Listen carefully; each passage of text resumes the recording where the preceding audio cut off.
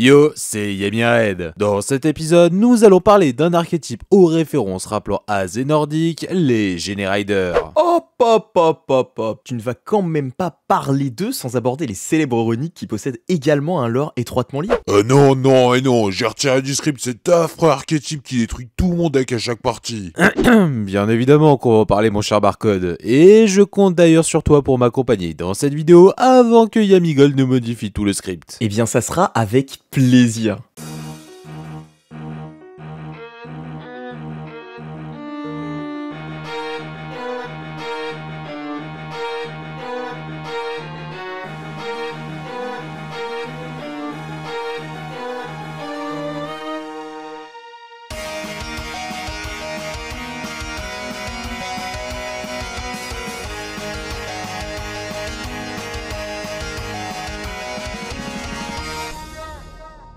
En quête d'aventure, vous rejoindrez le Generader. Alors, une voix mystérieuse vous indiquera des informations qui vous seront cruciales. Bienvenue à toi, jeune aventurier. Je serai ton guide pour ce long et périlleux voyage. Afin de réussir au mieux ta quête, il te faudra triompher des 9 boss qui dirigent d'une main de fer chacun des 9 royaumes de ce monde. Alors, une étrange fontaine aux allures de monstre effrayant apparaîtra subitement sous vos yeux. Puis un mystérieux mage masqué en sortira. Il n'était autre que la personne qui venait de vous parler et poursuivra donc son explication. Cette pierre te permettra d'avoir accès à toute runique que tu rassembleras et amélioreras au cours de ton périple. Ces armes te seront indispensables si tu veux réussir ta quête. Mais leur magie étant limitée, n'hésite pas à rejoindre l'une des fontaines pour recharger leur pouvoir et regagner un peu de santé. Puis le mage disparaîtra dans la fontaine. Qui était-il? Que représente le monstre sculpté sur cette fontaine? Au diable les questions, votre quête allait enfin pouvoir débuter. Vous commencerez donc par activer la pierre afin de récupérer votre arme de base et vous vous mettrez en chemin.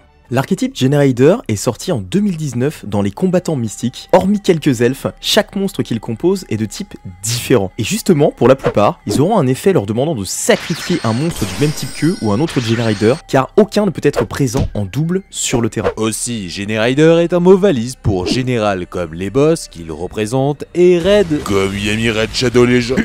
Alors oui, pas le raid de Yemired, mais celui que nous pouvons retrouver dans divers jeux qui viseront bien souvent à attaquer un boss à plusieurs. Hors exception, chaque monstre est de niveau ou rang 9, faisant référence à Yggdrasil, l'arbre monde contenant les 9 royaumes de la mythologie nordique. Avec Nordic VP. Ah, ça suffit, en plus tu l'as déjà faite celle-là. Chaque monstre représente donc une figure emblématique pour chacun de ces lieux. Ar pour le non moins célèbre Odin, dieu principal des As, siégeant à Asgard. Non loin de là se trouve Alfheim, le monde des elfes dont Freyr est le souverain symbolisé par Frodi. Ensuite Utgarda pour l'immense forteresse de Jotunheim du monde des géants abritant Utgarloki. À l'inverse, Nidavellir est le royaume des nains où vit Eitri représenté par Dolvelgus qui a forgé plusieurs artefacts comme le célèbre Mjolnir. Nagfar, bien qu'il ait le nom d'un sombre bateau, lui semble représenter celui qui menace l'équilibre du monde, le géant Surtur à la tête du royaume de feu Muspelheim. En opposition directe, nous avons Niflheim, le royaume de glace où vit le grand dragon Nidhogg qui se nourrit des racines de l'arbre monde. Poursuivons maintenant avec Mardel représentant Freya, la déesse de l'amour et de la fertilité vivant à Vanheim, un lieu empli de nature où résident les dieux Van. Ensuite, bien moins rayonnant, nous retrouvons Helheim, le royaume des morts dont elle est la déesse représentée par Hela. Et pour finir, Jormungandr pour le serpent géant qui entoure Midgard, le monde des humains. Ok, mais il reste des elfes. En effet, hormis Loki, qui est parfaitement identifiable, pour les autres c'est un peu plus complexe. Laivaten est le nom d'une épée forgée par Loki, mais également celle qu'utilisera Surtur lors du Ragnarok. Peut-être donc une analogie de Fenrir, même s'il n'a pas vraiment l'air d'un loup. Et pour Vala, bien que son nom semble faire référence à Valva, littéralement voyante, je ne peux m'empêcher de penser qu'il y a peut-être un petit rapport avec le Valhalla. Valhalla, un lieu qui accueille l'âme des héros tombés au combat, guidés par les Valkyries. Tiens d'ailleurs, en parlant de combat, ça donne quoi en duel? Eh bien le but des Gene Riders est avant tout de se servir de son terrain qui permet d'invoquer les gros monstres depuis le deck lorsque votre adversaire ajoute une carte à sa main, draw face comprise, mais également d'invoquer autant de jetons Gene Rider que possible durant le tour de votre adversaire qui eux serviront de sacrifice afin d'activer les effets des gros boss. En gros, son terrain, c'est compliqué. En effet, heureusement, l'Opteur, le seul niveau 4, permettra de le récupérer facilement à l'aide de Mardel. Puis grâce au terrain ou encore à Dovelgus, Vala et Ella, il sera assez simple de remplir votre champ de bataille de monstres de niveau 9 pour faire du ménage avec Frodi et Utgarda, entraver les effets adverses avec Ar, Nidhogg et Nagalfar, ou encore appeler des X6 de rang 9 tout aussi puissants. Cependant, malgré son petit côté anti-méta, le deck ne parviendra malheureusement pas à se faire une réelle place au panthéon des tiers 1. Ok,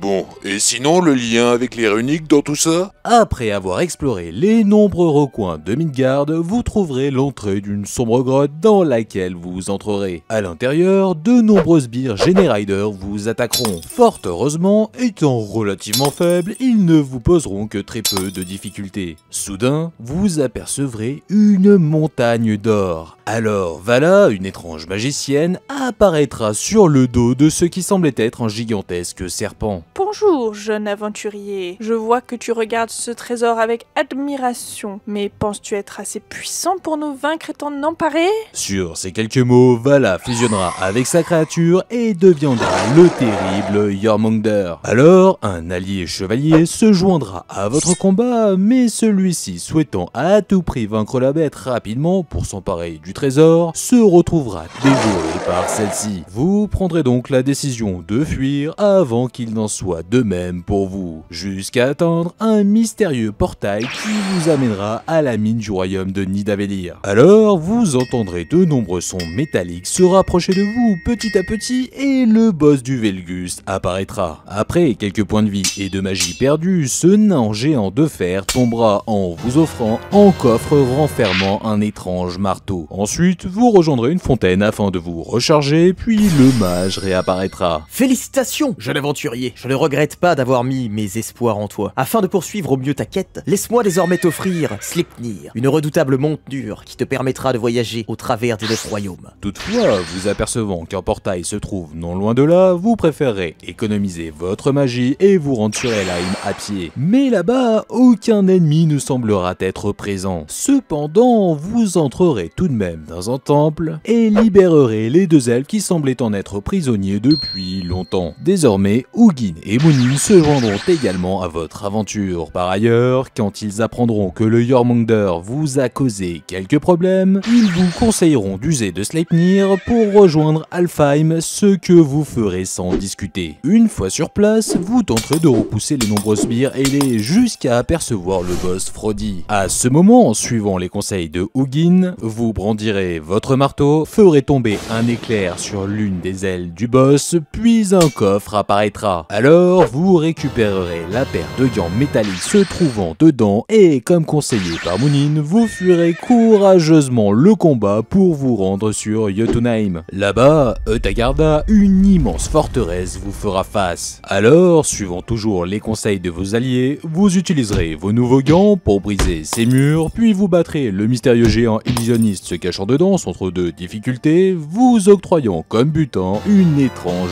harpe. Continuant de suivre les conseils de vos nouveaux alliés, vous prendrez l'envol pour Midgard. De retour face au Jormungandr, Munin vous conseillera maintenant d'utiliser votre nouvelle harpe pour l'endormir, afin de lui subtiliser l'anneau se trouvant dans sa bouche d'une importance bien plus grande que les nombreuses pièces se trouvant sous vos pieds. Une fois cela fait, Vala se séparera de la créature. Bravo, jeune aventurier. Je vois que mon alliance avec Jormungandr n'a pas suffi, car tu t'es détourné de l'or pour récupérer un anneau très convoité. Voilà qui devrait être très utile sur Vanaheim. Sur ces quelques mots, Vala disparaîtra, et alors, sans perdre un instant, vous vous rendrez au royaume de Vanaheim. Là-bas, de nombreuses fées tenteront de vous stopper, mais lorsque vous sortirez votre anneau, il se multipliera et vous donnerez à chacune un exemplaire de celui-ci. Alors Alors ravis, ces êtres de la forêt s'en iront et la bosse Mardel ne tardera pas à apparaître. Voyant avec émerveillement le dernier exemplaire de l'anneau se trouvant dans votre main, plutôt que d'engager le combat, vous tenterez de le lui confier également.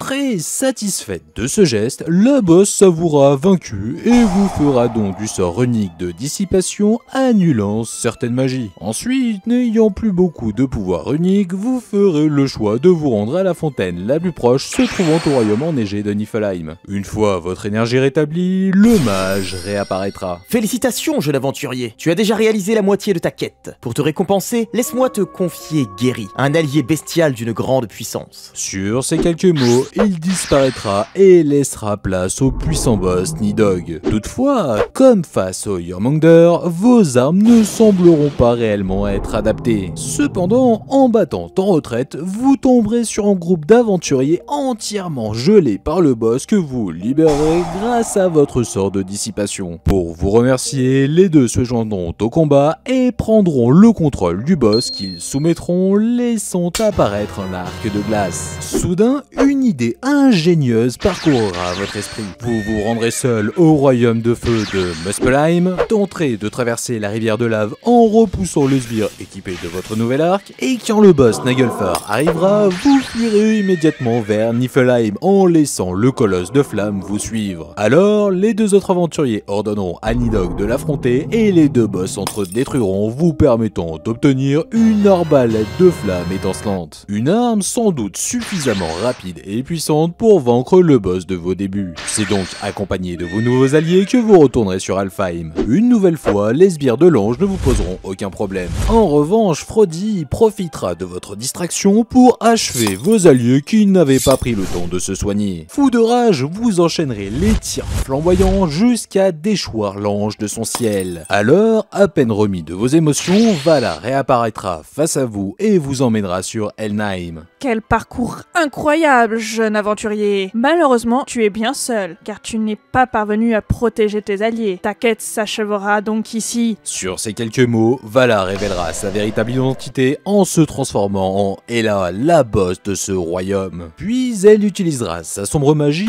pour rappeler l'esprit d'anciens aventuriers tombés au combat, dont certains qui vous sembleront bien familiers. Sans perdre de temps, vous utiliserez votre marteau afin de déclencher une énorme tempête qui renverra tous ces êtres au Valhalla, puis à l'aide de votre sort de dissipation, vous mettrez fin à sa magie afin que les zombies ne reviennent plus. Ainsi, la victoire vous tendra la main. Pour reprendre vos forces, vous vous dirigerez vers la fontaine de la pièce et sans surprise, le mage réapparaîtra à nouveau. Félicitations, jeune aventurier. Ta quête est maintenant très proche de sa fin. Laisse-moi donc te confier Freki, un allié redoutable qui t'aidera à vaincre le plus puissant des boss. Heureux de ce nouveau compagnon, vous vous rendrez maintenant sur Asgard où le redoutable Har vous attendra. Vous utiliserez donc toutes les armes runiques et alliés runiques à votre disposition dans un affrontement des plus dantesques. Puis après une diminution drastique de votre santé ainsi que votre pouvoir, la victoire sera vôtre. Runic est un archétype qui est sorti pour la première fois en 2022 dans les maîtres tactiques. Les seuls monstres qui constituent l'archétype sont des fusions ne pouvant s'invoquer qu'avec 2 monstres runiques. Ils sont tous d'attributs lumière, ténèbres et elfe ou bête. Et comme pour Gene Rider, ils font référence aux jeux vidéo, en particulier ceux se jouant en vue FPS, mais aussi forcément à des créatures de la mythologie nordique. Hugin et Munin sont 2 corbeaux messagers d'Odin qui partent en reconnaissance dans les 9 royaumes et viennent lui rapporter tout ce qu'il s'y passe.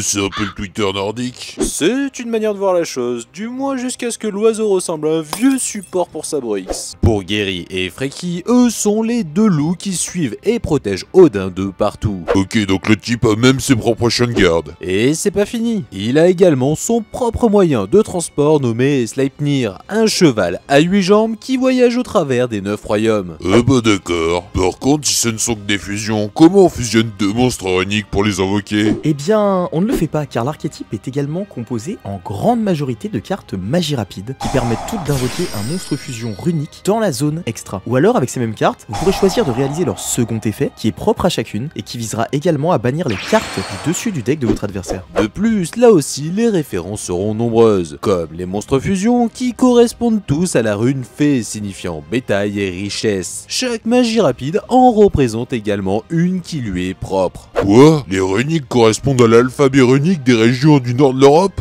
Alors là, je suis surpris, hein. Je vois que tu manies toujours aussi bien le sarcasme. Bon, aussi, et là ça risque de te surprendre, chacune des magies rapides correspond également à une célèbre artefact ou ce qui pourrait s'y apparenter de la mythologie nordique. Commençons donc par Tempête, symbolisant Mjolnir, le non moins célèbre marteau du dieu Thor. Mais afin de pouvoir manipuler cet artefact au mieux, ce dernier aura également besoin des Jarngrippar, les gants de fer représentés sur Destruction. Ensuite, Gouttelette, il s'agit de Dropnir, un anneau d'Odin qui a le pouvoir de se multiplier en 8 anneaux identiques. Pour Pointe, l'arme pourrait représenter Tyrfing, une épée magique et maudite capable de couper le fer et la pierre. Concernant Feu étincelant, je n'ai pas vraiment trouvé de correspondance flamboyante, hormis peut-être la Vaten, l'épée de Surtur. Toutefois, au vu de sa description dans le Valuable Book, je pense qu'il pourrait s'agir de Gungnir, la lance d'Odin qui ne rate jamais sa cible. Passons maintenant à un artefact un tout petit peu plus frais, l'arc observé dans Malédiction glaciale. Il pourrait correspondre à celui de Hull, le dieu archer, qui est également celui du ski, expliquant sans doute la glace. Poursuivons avec Dissipation, qui représente simplement le Seiyuth, une magie que maîtrise à la perfection Freya. Et pour finir, Sommeil semble être une référence à la harpe de Bragi, le dieu de la poésie qui charmait à l'aide de celle-ci les fleurs et les arbres. Arrête d'essayer de nous endormir avec ta harpe. En plus, chaque magie rapide fait sauter la prochaine battle phase. C'est quoi l'intérêt? Eh bien, simplement de se reconcentrer sur son but d'origine, le deck out. Mais contrairement au traditionnel deck moll, lui bannira directement les cartes afin d'éviter que l'adversaire soit avantagé en remplissant son cimetière, et le poussant même parfois à abandonner directement lorsque certaines de ses cartes les plus importantes seront inaccessibles. Ouais, ok,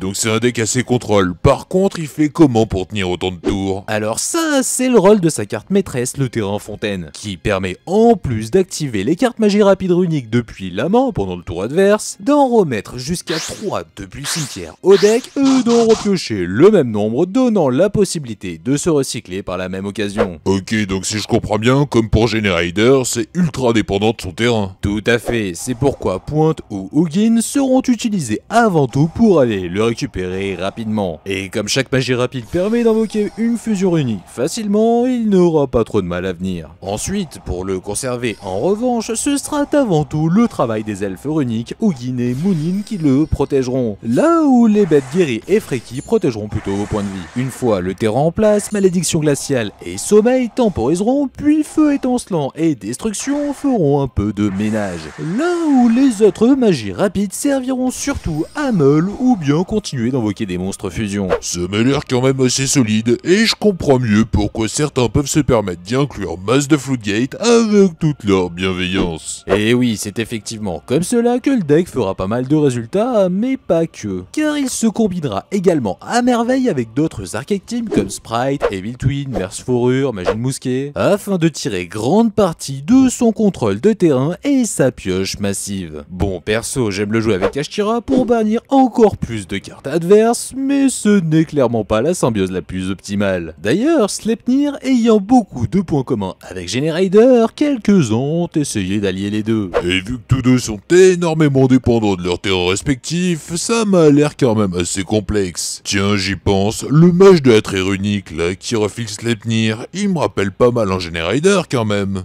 Les 9 boss étant maintenant vaincus, vous serez transporté vers une sorte de cercueil. Ensuite, le mage réapparaîtra une dernière fois, retirera son masque révélant son identité Lopter, et il s'inclinera pour saluer votre prestation. Ce fut un voyage long et ardu, mais grâce à toi, jeune aventurier, le sceau du cercueil est enfin défait. Sur ces quelques mots, ce dernier se transformera en Lavatain, une créature très similaire à celle représentée sur les fontaines. scène. Puis vous comprendrez alors que le mage s'est servi de vous depuis le début afin de libérer le terrible Ragnarok. Une épreuve bonus sera donc sur le point de débuter avec une issue des plus incertaines. Et voilà, cette vidéo est désormais terminée, j'espère qu'elle vous aura plu, n'hésitez pas à me le faire savoir en commentaire, et même chose si vous relevez quelques erreurs concernant la mythologie nordique qui n'est clairement pas mon fort. D'autant que différents textes semblent se contredire dû aux retranscriptions que nous avons eues au fil du temps. Ah, et désolé pour la prononciation de certains mots. Et pour finir, un énorme merci à l'ami Barcode, le streamer Yugi à la voix suave qui est en train de tout exploser sur Twitch. Je vous mets donc tous ces liens en description, foncez voir ça. Maintenant, si vous souhaitez poursuivre l'aventure Genie Rider, je vous invite à cliquer sur cette super vidéo de la d'acquisition et pour unique sur celle de Lib le maître des épées juste ici. Allez, ciao! Attends Yemi Red, c'était bien Barcode qui faisait la voix de l'opteur. Ouais, et alors? Bah faudrait peut-être qu'on se méfie du coup, non? Ah, vous m'avez appelé? Et sinon, vous êtes chaud pour un petit Ragnarok?